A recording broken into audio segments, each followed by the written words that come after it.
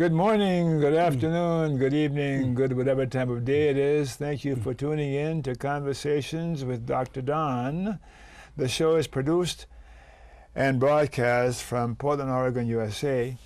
And for your first-time viewers, Conversations with Dr. Don is an ongoing series of one-hour standalone talk shows where I interview interesting people like most of you out there about who they are as unique one-of-a-kind individuals and about whatever it is we've decided to talk about. We'll be talking about a community solar program.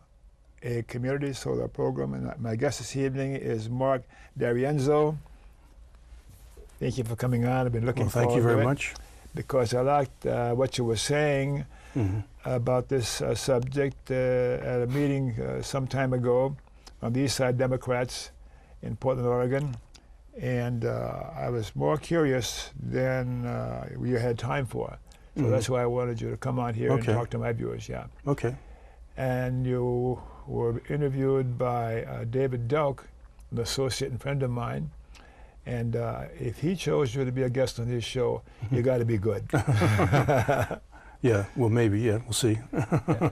How are you feeling right now? I'm feeling good, yeah. You're not nervous? God, I'm the only one who gets nervous. Well, you know, there's always a little bit of jitters, but sure. Yeah, I'm good. All right. So as you know, in the first half of the show, we'll talk about who you are personally, to the extent that you want to share that with the viewers. And if I ask you a question that you don't want to answer, you can say, let's pass on that. Okay. Yeah. But usually I'm a pretty good judge of what kind of questions I can get away with. And sometimes when I do blow it, somebody says, get out of here. I don't want to talk about that. So, okay, that's fair. Yeah. So in the Who Are You segment is what I call this. First of all, about ever so often I do who I am as the host. And this is time for me to do it again. And for you viewers who've heard me say this before, just kind of ignore it for a little while, okay? I was born in New Orleans, Louisiana, of red, white, and black Roman Catholic parentage on December 26, 1928. I am a-religious and accepting of all others. I'm a retired PhD clinical psychologist and present-day television broadcast journalist. I'm the 12th of 12 children, am married, and am the father of 5 daughters by a first marriage. Politically, I'm a progressive populist activist. That's hard to say. Still learning how to live lovingly. I'm still learning how to live lovingly. That's my goal in life. A few of my heroes include Jesus, Gandhi, Martin Luther King, and any other fellow human who is currently living lovingly. I want to model my life out of people who mastered being kinder and more lovingly toward fellow human beings and other living things too. So that's enough for me now. How about your personal stuff? Well, I was born in New York, Long Island, and then I went into the Navy after I graduated from college, had a low draft number, and I didn't want to go in the Army, so I went into the Navy. And then I was in Maine, stationed in Maine, at Naval Air Station. Then I'm a geologist by training, that's my background. And so I went back to school to take a lot of oceanography classes because I wanted to teach high school. And I felt if I had an oceanography background, I'd be able to teach geology and oceanography at high school. And then from there, I was looking for work, and I got a job in New Mexico with the Bureau of New Mexico with the Bureau of Land Management. So I went to New Mexico, was there for 5 years, and then my wife at the time, I didn't like the government, so I quit the government. I tried to teach. I didn't do really well there, and then teaching 7th graders. And then my wife at the time, we drove around the country, and then we decided to come to Oregon to settle. So I went to Eugene, and then eventually I went to school, got my master's, and then from there I went to Corvallis to work at OSU in the oceanography department. Then I came to work at Portland State, and I got my PhD in geology at Portland State. So Wow. that's my how I came out to Oregon, and then over time I taught at universities and community colleges, and did some science research, and then it was hard finding a full-time job. Then I eventually worked for emergency management as the earthquake and tsunami program coordinator, and then I transitioned to floods with another state agency, and then I retired, worked for FEMA in disasters for about 5 years. We need you on the Gulf Coast now. I know, I quit them a year ago, but I would have been needed there. And so I did that for a while. Now I'm fully retired for the most part, and I get involved in climate change work.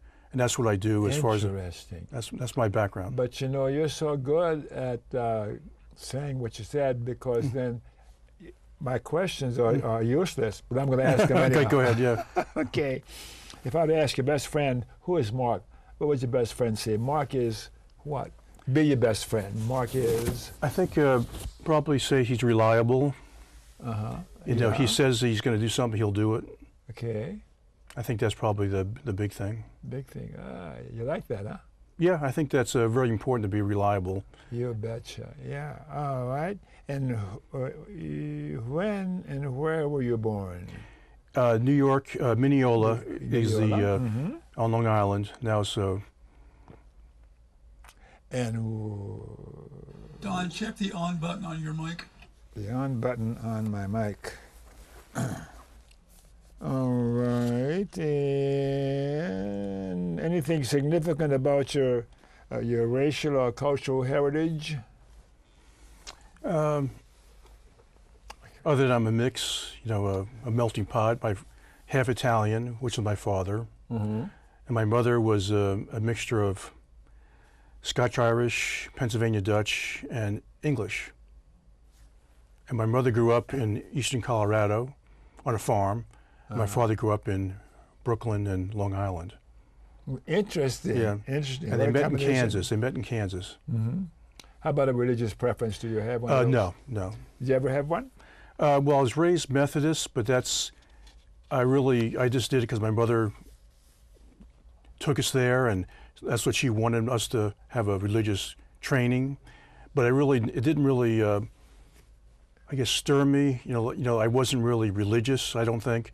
I just went because my mother wanted us to go. That happens to so many of us. I was a Roman Catholic kid, as I mentioned. Yeah. And Yeah, and so I think in my middle of high school, I drifted away and never really went back to any religion.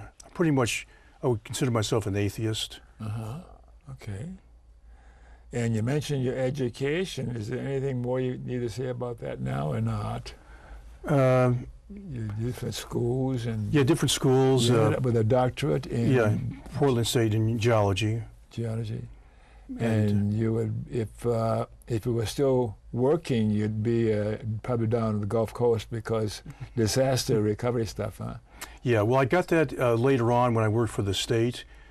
I worked in the flood program, and then when I retired, a friend of mine who became a disaster reservist, that's what they call us, said, you should do that, Mark. And so after I lived in Houston for a couple of years, I came back and then I applied to be a disaster reservist. And then I went to 4 different deployments, they call them.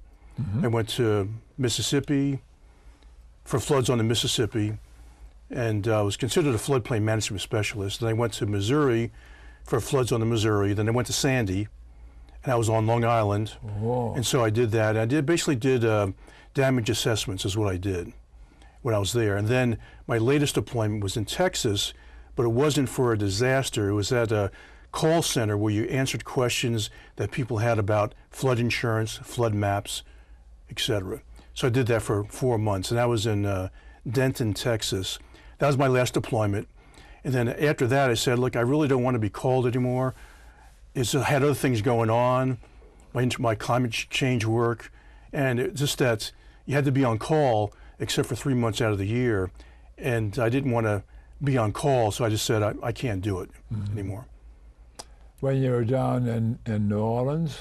I was not in New Orleans, no, I didn't go to Katrina. I was just in state of Mississippi, Missouri, New York, and Texas. Well, you miss New Orleans and you miss that good Creole food because that's where I'm from. Yeah, well, my wife's from New Orleans too. Oh, yeah? Yeah, so we go to New Orleans quite a bit. And she lived there when she was younger, then she moved back, and then she came back in 1988, she came to Portland from New Orleans after living there about 16, 17 years. Mm-hmm.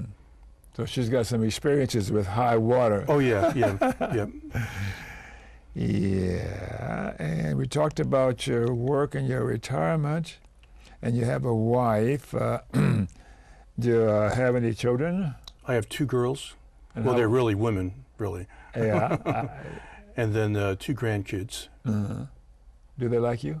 Yeah, they both do. They both girls. Well, I didn't help raise them. I didn't really help. I only got to know them when they were older, so I didn't really raise them. But they like me. Mm-hmm. Okay. And your political persuasion, are you left, right, or center? Left. Or what? Left. Mm-hmm. Definitely left. Any memberships in political, social, or civic organizations that you could care to mention? I belong to the ACLU and the Southern Poverty Law Center and a whole bunch of other organizations, Yeah. leftist progressive organizations. Yeah, I guess I was a ASME union member, and I'm a retiree. So I'm a retiree for ASME, and I'm a member of their caucus. Okay. I think we have an environmental caucus, so I'm a member of that. And Climate Jobs, that's who I talked about at the East Democrats. That's a small group that I'm a member of.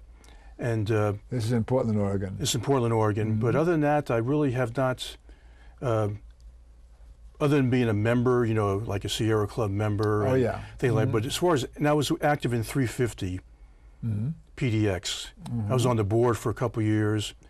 And then I'm starting to get more active with 350 through their neighborhood teams, the Northeast neighborhood team. So I go to those meetings and I'm active there as well. Say a few words about 350.org. This is about the contaminants in the air. No, 350 is a climate change group. Yes. And so they support a transition from fossil fuels to alternative energy. And they're very active. They got started by Bill McKibben. Yes. And our group got started. I was one of the first members of the local group. And it was after Bill McKibben came in and gave a talk. And so some people wanted to start our own chapter here. And so they had a meeting and then it went from there. And it's got to be a really, really strong group and a leader in the climate change movement in the Portland area.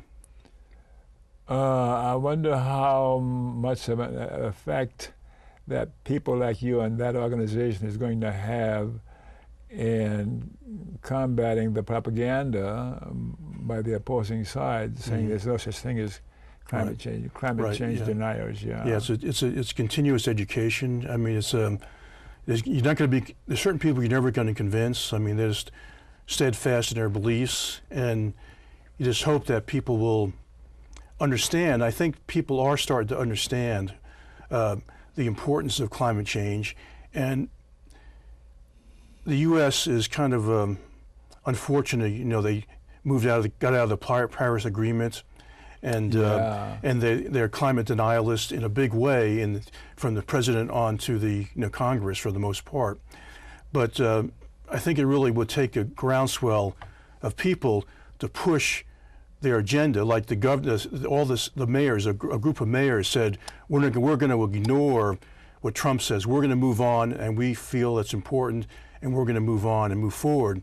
So I think that we're very lucky in Portland to be able to have a strong leadership for that, and as well as at the governor's office, as well as California and Washington and British Columbia, our neighbors, that they also feel strongly about moving forward and trying to move toward alternative energies by certain time frames. Boy, your work's cut out for you, seeing with the Trump administration and all those characters he has in his cabinet. They're still denying that there is such a thing as climate change. Right, yeah. What about the evidence in what's going on right now in the Gulf and that Texas Well, the evidence coast? is pretty strong. I mean, the models show that you may not have more hurricanes, but you're going to have hurricanes that are stronger and more powerful because of the heating of the ocean, et cetera. So, and this proved it here. This is, if you read the the media, they say, and meteorologists say, this is unprecedented.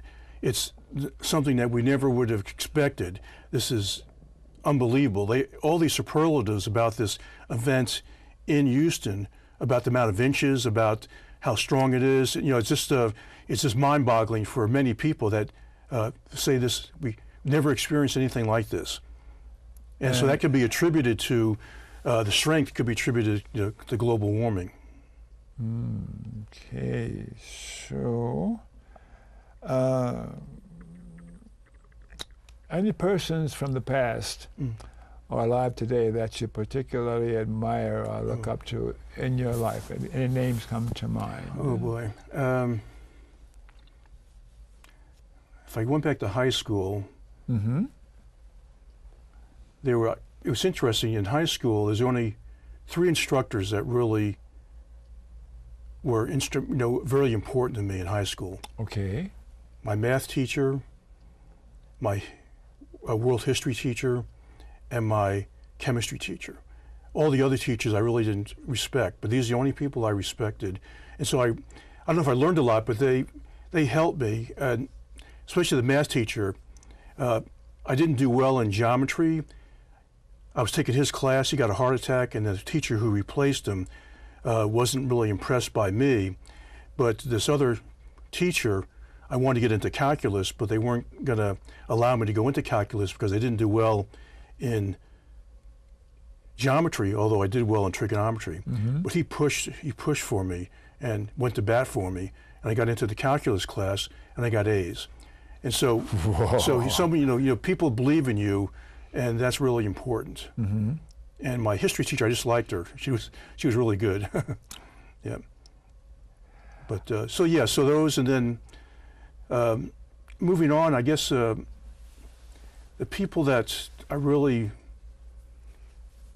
respect a lot, like Noam Chomsky, Howard Zinn. Yay! Yeah, I read all his stuff. I really respect him because he really, goes right to the crux of the matter.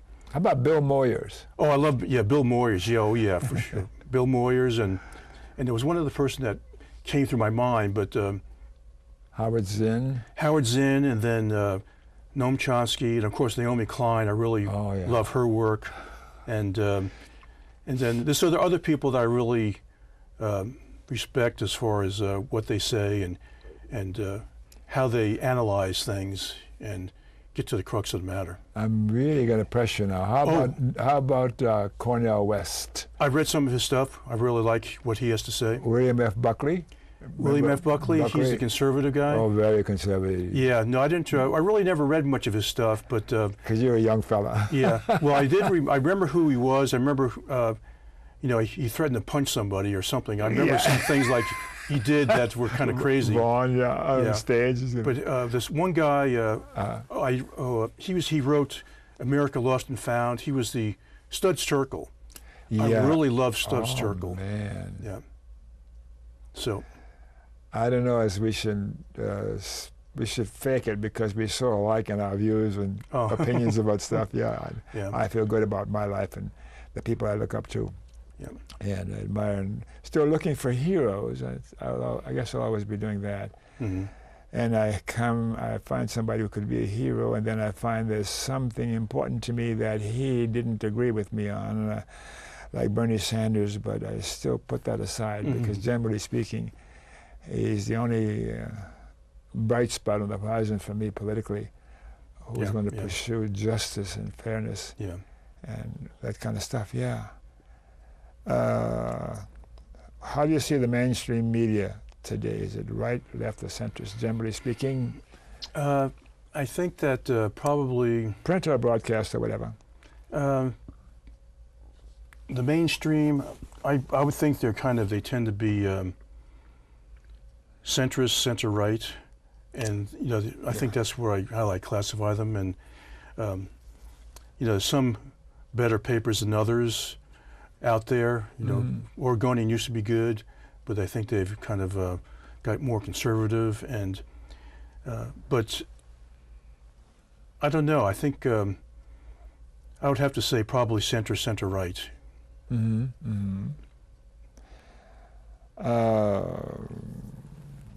Okay, that's about all I have. That what's right with America? What's right with America? Yes. What's right with America, our USA? Well, I think what's right with America is combating what is wrong with America. We still have people that are out there, fighting the good fight against, injustice, against prejudice. And so I think that that's right about America, is we still have that opportunity to fight. We haven't reached a certain point that if we are vocal in opposition to something, we're not going to be thrown in prison yet. I mean, we're not going to be, we have a freedom of speech still, although there's some people that would want to get rid of that freedom of speech, in the powers that be. So I think that what is right about America is we can still be in opposition to things that we think are not right. Did you see my sign? Trumpenstein, yeah, exercise Trumpenstein. Right, yeah. It'd be nice to be able to see him go, but then he goes, but then, he's this kind of, he has the authority of the president, but he really, if he was gone, they'd still push this negative agenda. The Republicans in Congress, they'd still want to do a lot of things that Trump is talking about anyway. So I think Trump and that gang are part of the administrative government rather than the deep government. I can't think of the term now they're using nowadays. Deep state versus the administrative state. Yeah. Right. Yeah. And I've had that debate recently with some people who enjoy that kind of talk. And we could go I on don't for mean the an deep hour. state. I mean like the Congress. Even if he was gone, Congress is still pushing through an agenda that I don't agree with. Mm-hmm. And whether Trump's there or not, it could be even worse if because Pence is Fundamentalist. yeah, fundamentalist. He just he's not crazy, but he still has this far hard right agenda that is in tune with what the Republicans in Congress are pushing. So I don't think it's going to slow down with Trump out of there. Won't get any more tweets. I guess that'll be the big difference. Yeah, I'm glad we can laugh at some of this craziness that's scary. Yeah. But it's interesting in that not too many days go by when there's something new or radically different or oddball that comes out because of him. So it keeps the media on their toes. Huh? Yeah. What's wrong with America today? Well, I think that it's becoming a country that is very, it's kind of moving inward. It's really, what's the word I want to use? It's becoming very, is it insular is the right word? I was just thinking that same word. Yeah, insular and anti-other and anti-intellectual in general. I mean, not everybody, but just that this general trend of people, like they have these polls that show 40% are deny climate change. It's just that astronomical numbers that are denying that climate change is real, or it's man-made, or et cetera. And it's just that it's an anti-intellectual, anti-science, anti-other push right now, which fosters all these alt-right groups, or whatever you want to call them. Yeah. And they've been there all the time. I mean, it's just that it's there, but under the surface. And I think that that's really what's wrong with America, that we just have something, this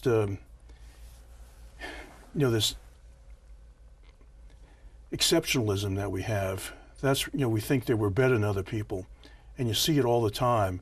If you really closely watch a movie, for example, if you ever see a movie like with Tom Cruise, he was in Japan, and he was from the United States, but he became somehow a leader. So when whites are in that position, even though, whether it's Native Americans or others, they tend to rise, and they are the number one. They're the ones that are going to save the world. And so I just see it all over the place, and that's what really bothers me most about the United States is this exceptionalism and this arrogance that we have in general. Not everybody. I'm not talking individuals. I'm just talking about this general arrogance that's, when Colin Kaepernick, when he knelt, he can't get a job, and people saying this guy is better than all the other quarterbacks they're picking, and because he knelt, and other football players are starting to do that now, and but he is being He's a trailblazer. Yeah, trailblazer, and he can't get a job, and when you have this poll, people said he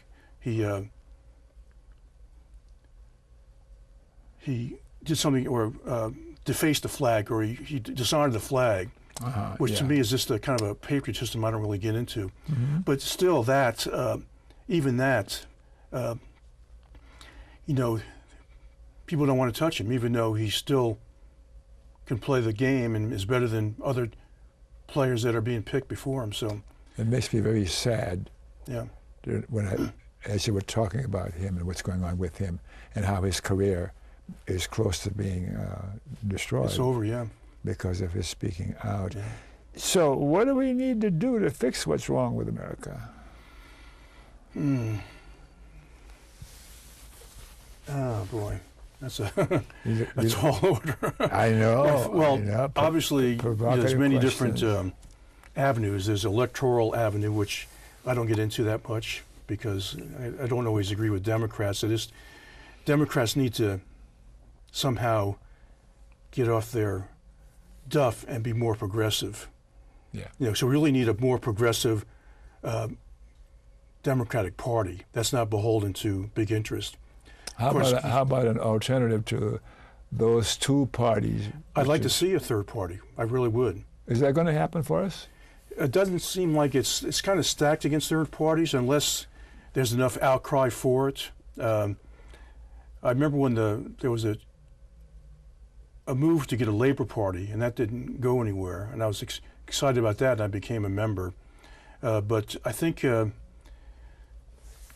many people think that by being a third party, you're going to hurt the Democrats, you're going to get the Republicans in. So they always find themselves tied to Democrats because that's where they always have been, even though the Democrats always screw us over, especially unions. They support the Democrats, and all of a sudden they screw them over and say, we supported you, and here you are screwing us over. And so I think we really, either the Democratic Party has to be pushed and changed dramatically. That's one big thing that has to happen. Or there'd be other parties, or a groundswell of support for more or less Democratic Socialist or something like that. Yeah, something, a different type of system. No anti-capitalist system that's more equitable and all those things. I better turn my volume up because Homeland Security is listening to this. Ah, okay. Yeah. Well, I think they got your number. Before you, yeah. An offbeat question here. What a thought or a memory makes you smile nowadays? Think of one that brings a smile to your face.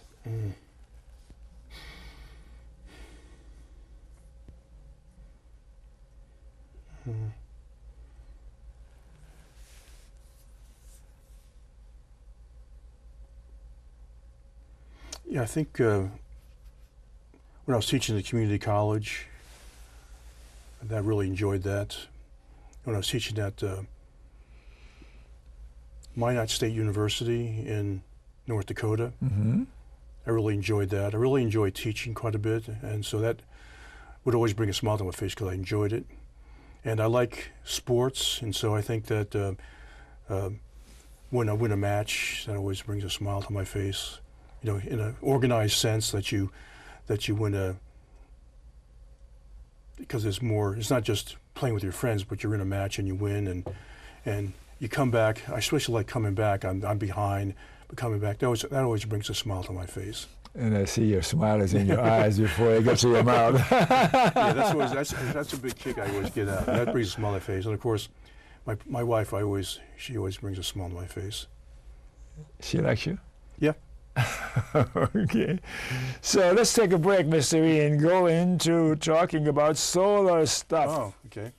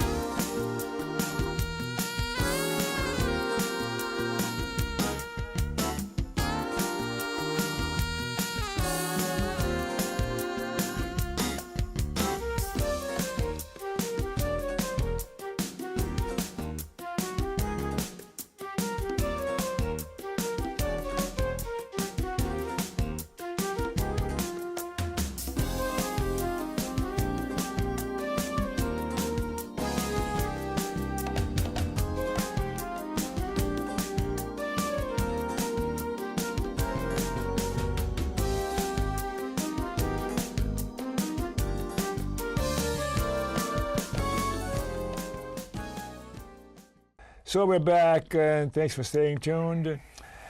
Now, for you viewers who missed the opening of the show, Conversations with Dr. Don, that you're watching, is an ongoing series of 1-hour standalone talk shows where I interview interesting people like Mark here about who he is as a unique, one-of-a-kind individual, and about whatever it is we have decided to talk about tonight. And I always smile because I blow this speech every time. And we're talking about something I'm very curious about, seeing what's going on now with energy and needing to do something about being addicted to extractive energy sources. Yeah.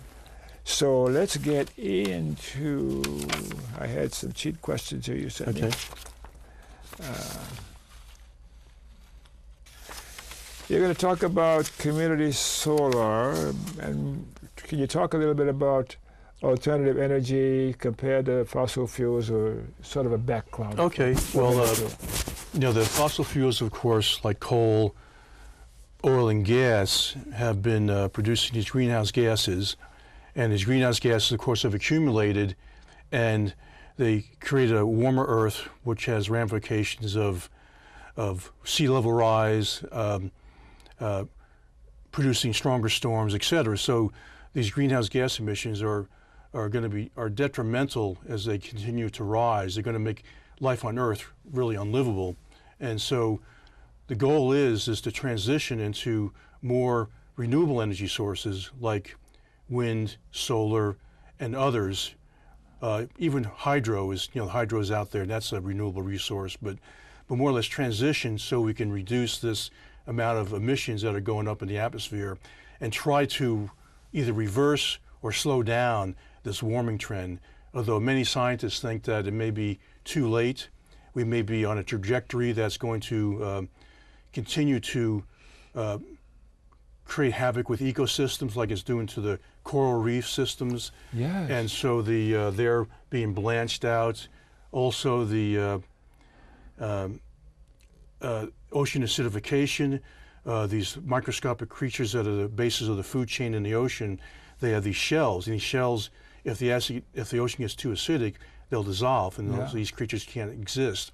And that's going to be tremendously bad to the food chain, leading up to all whales, etc. So a lot of the fish in the sea, etc., organisms, aquatic organisms, rely on this basic bottom of the food chain. Yeah. And so you can see all these things happening, and so you really need to make this transition quick, and it can't be, we should have been made into 20 years ago, but it hasn't happened. So I feel that it may be too late to avoid certain things happening, but we have to really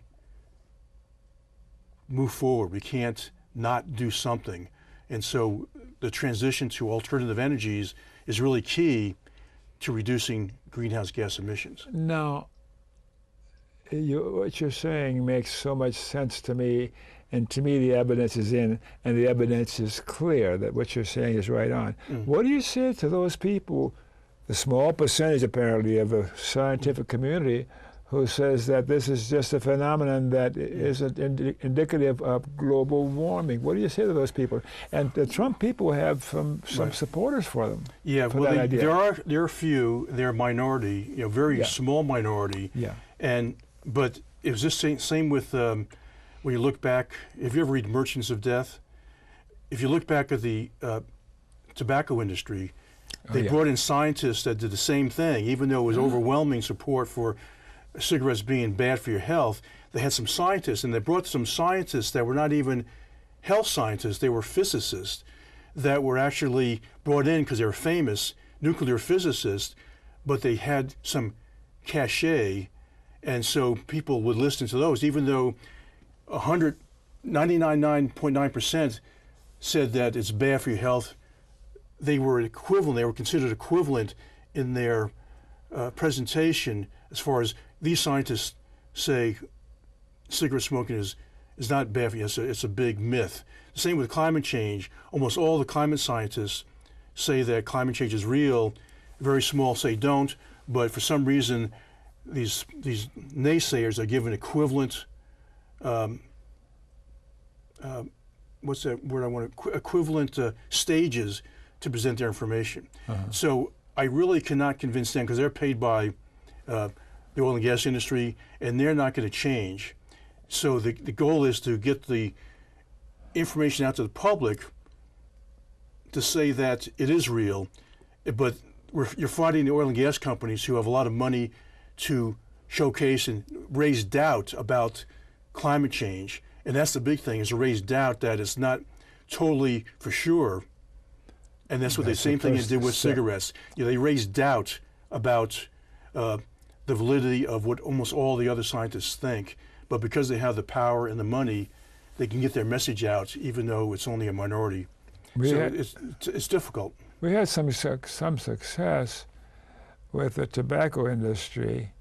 Eventually, it came around where people, even though people are still smoking now, but it's much less. Right. So can we have some success with those people who seem to be in charge, so to speak, about climate change and warming of the earth? Yeah. What are we going to do about that? How can we convince them?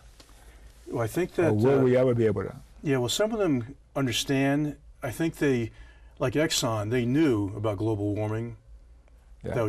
They knew that, and they're being sued because they knew it. But still, they made their money, so that they're looking at all technologies to find an alternative to oil and gas, and so they're working, I guess, both sides. They're still going to exploit it to the maximum because that's their infrastructure, but I think they are convinced. A lot of them are convinced that global warming is real and they need to do something about it. But the infrastructure is in the oil and gas business, but I think that they will. I think they get it, but they're not willing to totally change in a timely manner. Wonder where they can hang their hat on one of the alternative sources of energy, such that they can still have their political clout and make their profits that they have been making from extractive sources of energy. Yeah, that's a good question. I think it's, well, I don't know for sure, but I'm guessing that it could be that solar is distributive.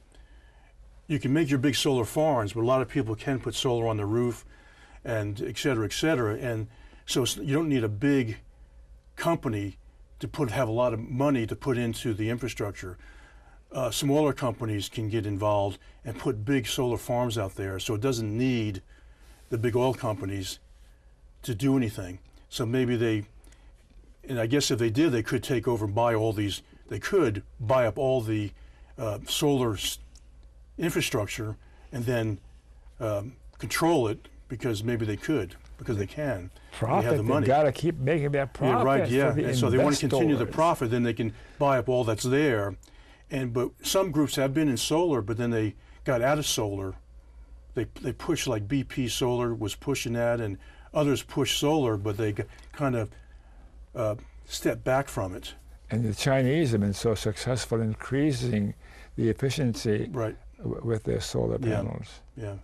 So I'm not going to interrupt you for Sure. questions for a while. So you want to continue on with Okay. talking about your solar program for? Okay, sure. And so that's why that, okay, so if you push renewable energy, then there's many ways to do it. You can put solar on your own home. You can invest in solar, and community solar, which is what I was going to be talking about, is one way to get involved in solar. And it was passed last legislative session in 2016. The rules and regulations were finalized by the Portland Public Utility Commission in July of this year, with help from a lot of stakeholders, including utility companies, the investor-owned utilities, plus other nonprofits. That What does that mean, community solar? Will you see Well, if you what you mean by community solar? what it does is allow renters or people who have no ability to put solar panels on the roof to invest in solar, either as a subscriber, where they would subscribe for a certain period of time and they get reduction in their bills, their energy bills, and then, or you can be an owner, which means you buy a 1 panel or 2 panel, et cetera, and then you get a reduction in bills, but you may get other benefits as well. And so it's really allowing people who can't invest in solar to put some money into it, which in turn will increase the amount of solar out there, which the more solar we have, the less we're reliant on the fossil fuels. And that's what really the big thing that excites the group I'm with, and other groups as well, is the opportunity to get a lot of solar out there. It's a revolutionary idea, what you're talking Yeah, about. and other states have had community solar programs, Oh, like what? like Minnesota, Colorado, I think New York, and one other state. Oh, So they're they have a successful. community. Yeah, for the most part, they've been successful. Some of them had, I don't know too much about how they're doing now, but when I was going through the Public Utility Commission workshops, they mentioned that one thing that sticks out is Minnesota. They had no cap on the amount of projects that could be brought in, and they got overwhelmed when they first started the program, so they had to kind of step back. And so what Oregon did was learn from the mistakes of Colorado and Minnesota, but I don't know the specifics about what mistakes those were, other than in Minnesota they started with no cap and they got overwhelmed. And so in this program here, they're starting with initial cap for each of the investor-owned utilities, PGE, Pacific Power. What do you mean by cap? In other words, you only have so many solar projects per year. You mean the consumer? Anybody wants to invest, anybody wants to put a solar project somewhere, like on a school or on a commercial building or on the ground. Say like you have somebody who wants to do that, and then say they, for example, in PGE, their cap was 110 megawatts in PGE territory. So if someone wants to put in a big, if someone wants to put things in PGE territory, once they've reached that 100 megawatt limit, then they can't do any more projects. Because They're limited by that. It won't be community anymore. It'll be corporations or business. No, it'll be above the cap. In other words, in the PGE territory where PGE customers are, Yeah. they can put so many projects. So say you put a project here on a school, they put a project in a field, they put a project on a commercial building, and so in PGE territory. But once they reach 110 megawatts, they cannot put any more projects anywhere within PG&E's territory in that year, because they have a program cap for amount of megawatts that can be put in, installed in that area. Why the cap? That's a good question. We didn't, as our group and other groups, didn't want a cap. We felt that it should be open and have as much solar capacity as possible. But I think the PUC didn't want to go too fast. They want to kind of see how things are working and then make adjustments as they go along. Sure. And that was their basic reason. Well, they didn't want to go too far afield. They just want to kind of feel their way through it, rather than go no cap and then.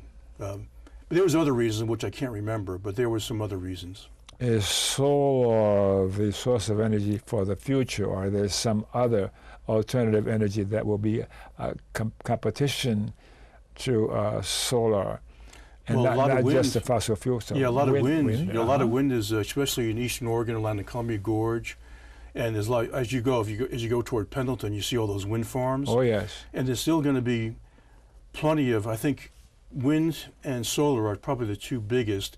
And then people talk about wave energy, tide energy, and those are in the That's interesting. thinking stages. They haven't put anything out there, but they're making plans, considering putting wave energy stuff offshore. 100 years from now, it's just unimaginable where we can go. Yeah, and some countries are actually, they have that. They have wave energy fields, and they have offshore wind fields, and they already have that.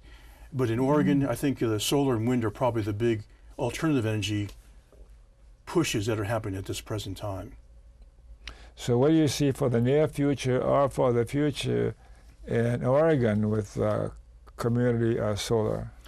Well, it's going to be probably a year and a half to 2 years before they actually roll it out. They're going to have to hire two people, and then they're going to have to write a implementation manual that will have the how much people are going to get for the reduction of their utility bills. They still have to figure that out, how much their bill is going to be reduced. So that's something that's going to be done when the manager is hired. Then they're going to figure that out.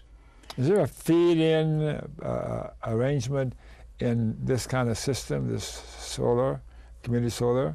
Not feed-in the sense that it's, well, if you're a renter, then you just get reduction in your bills. But Okay.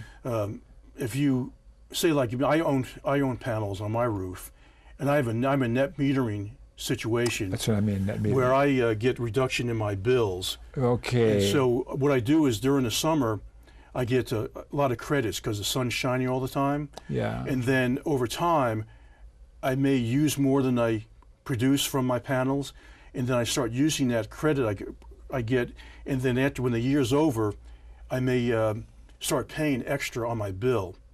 But for several months, I'm paying the minimum, and then then I start paying. That's where you my appreciate credits get the carried benefits. forward. Uh-huh. And although some people want to get rid of that, moving credits forward, although that's really the incentive to get solar is to be able to not only get reduction in your bill when the sun shines, but carrying those credits over for the rest of the year. And I think for the first year that we had our panels, we were able to pay the minimum bill for about 9 months, and then we started paying extra. But we have an all-electric house, and we only paid, the most we ever paid was $60 an electric bill.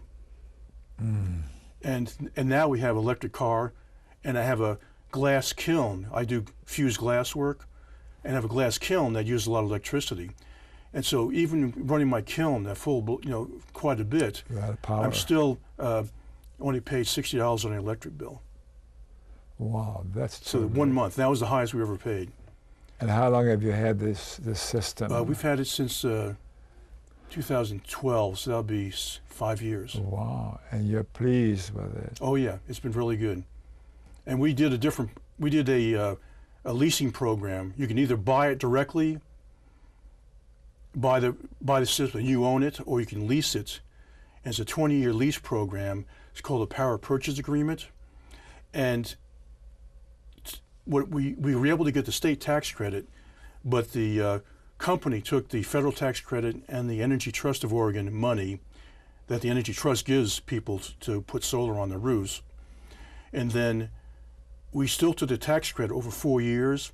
And so we put out an initial outlay of $6,000, and over 4 years was able to take $1,500 each year off our taxes. So essentially the system was free. But after 20 years with his agreement, we can either have it replaced with a better system, removed for free, or buy the existing system at market rate. So we'll be in our 80s, so we'll probably just buy it at market rate. How long has this research been going on here in Oregon? Well, it's interesting that this program, this power purchase agreement, I don't know how long it's been going on, but it's interesting, but the company that we bought our purchase agreement in no longer works in Oregon. But I think there's another group that does power purchase agreements as well. But that's just one option for people to get solar. And it's a good option. And then there's a co-op program that is another way for people to get solar on roofs. But it's what it is. It's the co-op program. For example, the Unitarian Church is going to get downtown is going to get solar panels on their roof. Mm-hmm. So through the co-op program, members of the church can invest a minimum of $1,000 in this project. So it's investor-based, and they try to get the investors from, say like it's a school, so the surrounding people in the school district, or in the case of the church, get church members to invest to put solar on that roof, of course, to get reduction in rates. And so right now, anybody can join. I wanted to invest in that Unitarian Church personally, but they had enough subscribers, and so he said that they will notify me whenever they have somebody else come along. And what happens is that if you a minimum of $1,000, after 10 or so many years, you get that money back. Plus, during that time period, you get some different small amounts of dividends, but then you get your money back at the end. But it's a way of investing in solar to get solar panels on roofs and to increase the amount of solar. So I'm sold. I'll probably invest in it when it comes around, even though I may not make a lot of money out of it. Sounds like some socialist cockamamie arrangement. Yeah, it's a co-op program. Anti-capitalist, huh? Yeah, but it's well, you invest in it, so you get money back. But still, it's a win-win situation, I think. It sounds interesting. It sounds good. So ordinary citizens out there, how do they get involved such that they can do what you're talking about and be a part of this program? It sounds very exciting. And yeah, the Community Solar Program, I think that what they can do is contact our group. There's many groups they can talk to, but right now, because they're still haven't even hired anybody yet, yes, it's not going to be next year until they actually start the manual, and then they'll get more specifics about how much it's going to cost me and give more examples, etc. But I think to really, if you want to keep up with it, you can always contact 350 PDX or our group Climate Jobs PDX, and we can keep you in tune with it. But really, if you go to the Public Utility Commission website, they may have some updates there as well, because they're the ones that are hiring a person. And so I think over time, as it starts getting more fleshy, as it gets more meat to it, then you want to find out more about it. But in the meantime, you could probably just be on, get on the web, get on the email list, 350 PDX, or our group. So 350 PDX dot what or what? .org. 350pdx.org, and you can get some information about what you're talking about. And then you can go to if you get on Climate Jobs PDX. Although we don't have we have a website, but it's not maintained that well, and so I think that they have my email. They can contact me. Okay. And for Climate Jobs PDX Because I think some more people will want to contact you and get some more information about what you're talking about. It sounds exciting. Yeah, I think it's going to be a great program, and I think we're excited that we're not happy about it's rolling out over a long period of time. We wanted it to be rolled out sooner, and we told the Public Utility Commission that we're willing to work and help them expedite it, but we'll see. The Public Utility Commission, that's Oregon? That's Oregon, Public Utility Commission. Uh-huh. And this program is only for the investor-owned utilities, which is PGE, Pacific Power, and Idaho Power. Boy, you've educated me a lot, and I've heard some talks about this in the past, but you've done a very good job of talking about it, yeah. So it's about time to wind down before they yell at me in the control room.